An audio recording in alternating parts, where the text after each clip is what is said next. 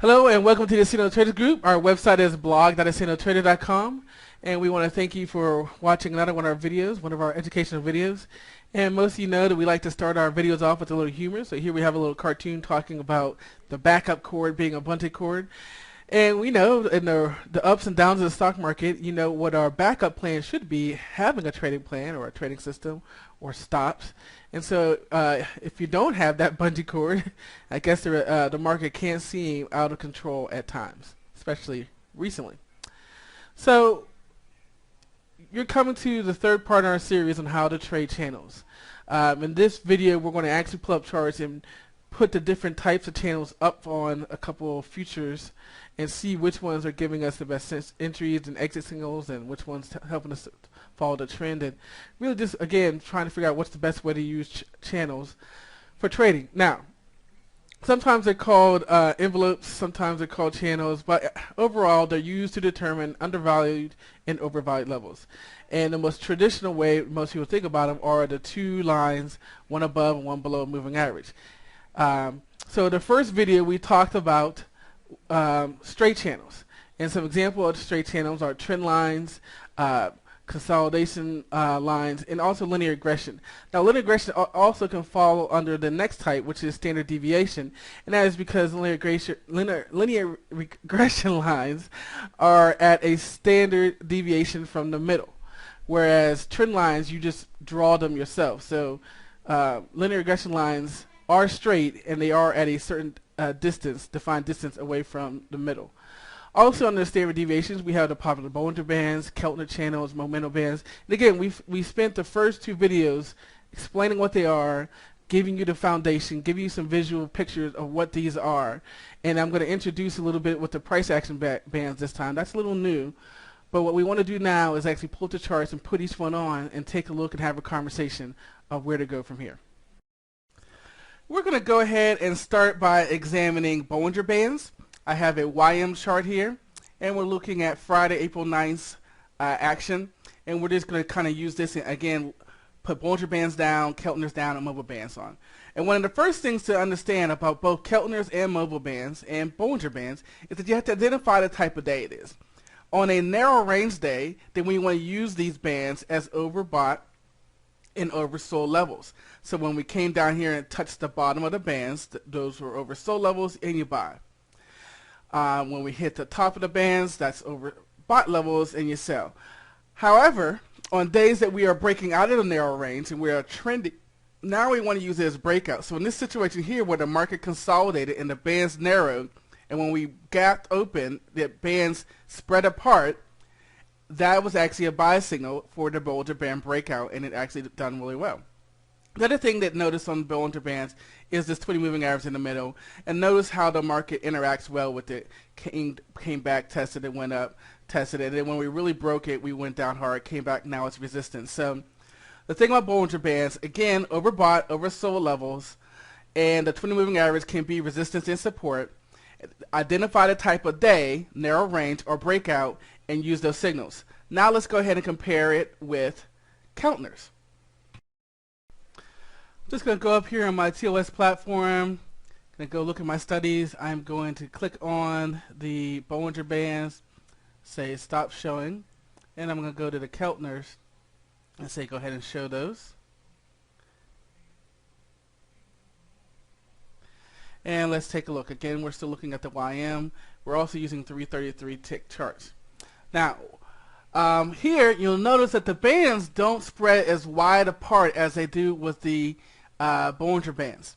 So, again, when we do see these touch the bottom of the bands, buy signals, touch the top of the band, sell signal, that's okay. But the other thing that we see a little bit clearer on the Keltners is that breakout above the band is also a buy signal. A breakout below the band is also a sell signal.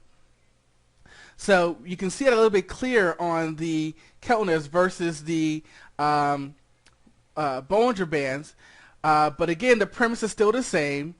Buy a touch of the bottom band, sell the top of the top bands, and then you buy the breakouts if we close outside of the bands in either way, and the 20 moving average still acts as support and resistance. Now we're going to look at mobile bands. So I go back up here into my studies, go with the Keltners. Now I'm going to turn those off. And let's bring down and show the mobile bands, again developed by Dave Elliott, and they are called momentum bands, just short for that. And now you'll see we are not playing the overbought, oversold levels. We are just playing the breakouts. So when we close above the bands, that's a buy signal. When we close below the band, that is a sell signal. We're not worried about overbought, oversold levels. We're just playing the breakout. And one of the good things about this, and here's a good difference, is certainly with Bollinger Bands and Keltners, you've heard about walking the bands. And you have that here also, but what you see is that the bands act as a good support level. And you know, I can stay in this trade because we have not broken the band, or I can stay in this trade because we haven't retraced back above the band. So they also act as good signals, and they act as good support to tell you to stay in the trade. So once again, let's go back and take a look at the Bollinger Bands. Again, identify the type of day. Is it a narrow range where I'm playing the touch of the top of the bands down to the bottom and vice versa? Or is it a trend day where I'm playing the breakouts? And you can see we would have got a sort of a breakout signal here. Do you play the breakout when the bands spread out, or do you wait for a close above the bands? Many play the close above the bands or below the bands. But let's go ahead, watch your eyes, because now we're going to add in Keltner, so it's going to get a little messy here. And what we'll see is that, again, the Keltners are narrow. Their bands don't spread out as wide as the Bollinger Bands. And so in a couple instances, like right here, the Keltners would have given you a earlier signal to get in and get out, whatever part of the trade you're in, because they're not as wide. However, here where we got a signal on the Bollinger Band, we basically got a signal on the Keltner at the same time. Again, depending on whether or not you go with the spreading open or where you go with the close above the band. And over here, you know, we're getting the signal at the same place. So you're getting very similar signals. It's just that on occasion, you will get an earlier signal with the Keltner because they do not expand as wide. Now let's go ahead and add the momentum bands on here.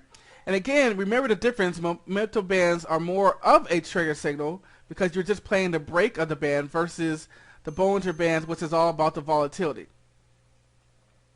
So what we're going to see here, and again, especially for our futures trader, here is where we're getting our breakout entry on the Bollinger mobile bands, where up here is where we got it on the Keltners.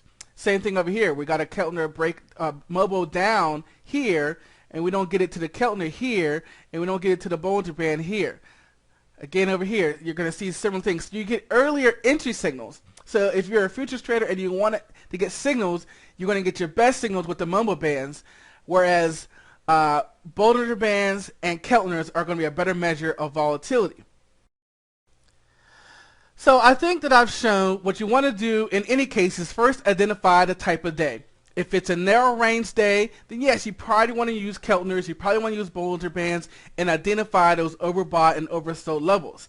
However, on a trending day where you're looking out for breakout signals, I think I've shown that you want to use momentum bands. And what I want to do is give you one more comparison just so that you guys can kind of get an idea. And as I was learning about hike and seek candles, which I have on here, there was a great YouTube video by Dean Malone about price action channel. And basically what he did is he took a 5 moving average and he put it on his charts, one at the low and another one at the high, as far as plotting it. And he uses the same rules as Dave Elliott. A close above is a buy, a close below is a sell signal. And you can see that we kind of get similar signals. This blue line is this price action channel, the 5 moving average. And you can basically see that when we close above the Bollinger Band, the mobile bands in the price action channel with the 5 moving average give about the same signals. And you're going to see that across the board that we get very similar signals. And so as futures traders, get a little bit earlier signal here. So on a couple occasions, we get an early entry on the price action channels of the 5 moving average than we do with the mobile bands. But really, I just want to give you another comparison. And for our futures traders looking for breakout signals, I want to give you a couple options: mobile bands and the 5 moving average. So in closing, which one should you use? Well, On narrow range trading days, we want to look for overbought and oversold levels using the Bollinger Bands and the Keltner Bands. On breakout trading days, we want to find our breakout signals by using momentum bands, MOBOs developed by Dave Elliott, or our price action channel, 2 5-symbol moving averages developed by Dean Malone. You guys know about our partners. We got a great 5-part audio series on developing the right mindset, charting platform, our futures traders, $300 e-mini 20 free contracts, future trading plans, turnkey, and live professional trading advice. Thanks, guys. You can lose your money, trade at your own risk. I'll see you next time.